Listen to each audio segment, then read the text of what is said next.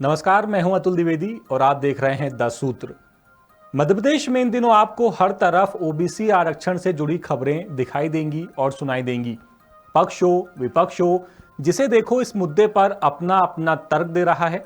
लेकिन ओबीसी आरक्षण का मामला अभी मध्य प्रदेश में शांत बिल्कुल नहीं हुआ है, बल्कि और एक नया बखेड़ा मध्य प्रदेश में खड़ा होता दिखाई दे रहा है। और ये नया बखेड़ा भी आरक्षण से ही जुड़ा हुआ है। मामला है ईडब्ल्यूएस आरक्षण का। इस पूरे मामले को समझने के लिए आपको अपनी स्क्रीन पर एक पोस्ट देखना होगा, जिसे किया है कांग्रेस विधायक हीरालाल अलावा ने।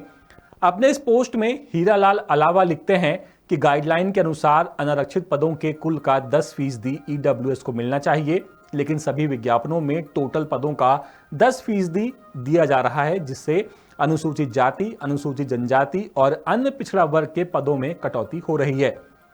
अब हीरालाल अलावा ने यह आरोप लगाया तो द सूत्र ने यह जानने की कोशिश की कि आखिर ईडब्ल्यूएस वर्ग को आरक्षण का लाभ किस नियम के तहत मिलना चाहिए। नियम यह कहता है कि मध्य प्रदेश में आर्थिक रूप से कमजोर वर्ग यानी ईडब्ल्यूएस के लिए 10% आरक्षण का प्रावधान है। यह आरक्षण उन उम्मीदवारों के लिए है जो अनुसूचित जाति, अनुसूचित जनजाति या अन्य पिछड़ा वर्ग के अंतर्गत नहीं आते। उदाहरण के लिए, अगर किसी भर्ती में कुल सीटें 100 हैं तो उनका बंटवारा कैसे होगा, ये थोड़ा कोशिश कीजिए समझने की। मान लीजिए कुल सीटें हैं 100, तो 10% ईडब्ल्यूएस आरक्षण के मुताबिक ईडब्ल्यूएस को मिलेंगी 10 सीटें, अनारक्षित के हिस्से में आएंगी 40 सीटें, ओबीसी को आएंगी 27 सीटें। अगर 27% आरक्षण मान के चलें तो एससी के खाते में आएंगी 15 सीटें 15% आरक्षण के हिसाब से, और एसटी के खाते में आएंगी 8 सीटें 8% आरक्षण के हिसाब से।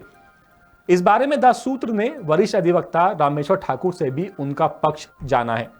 इस रिजर्वेशन का जो इम्प्लीमेंटेशन होना चाहिए या होना चाहिए था, वो हॉरिजॉन्टल होना चाहिए, लेकिन मध्य प्रदेश सरकार ने इसको वर्टिकल लागू किया है, जो कि संवैधानिक रूप से गलत है।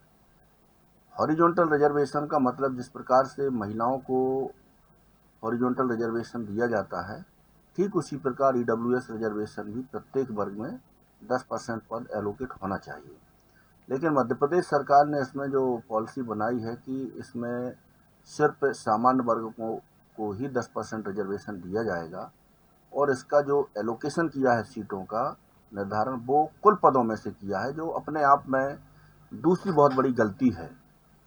भाई, आप यदि एससी, एसटी, ओबीसी को इसमें बेनिफिट नहीं दे रहे हैं तो स्वाभाविक है कि इन 10% पदों का सिर्फ अनारक्षित वर्ग के जो पद हैं उसमें से ही 10% पद एलोकेट होंगे।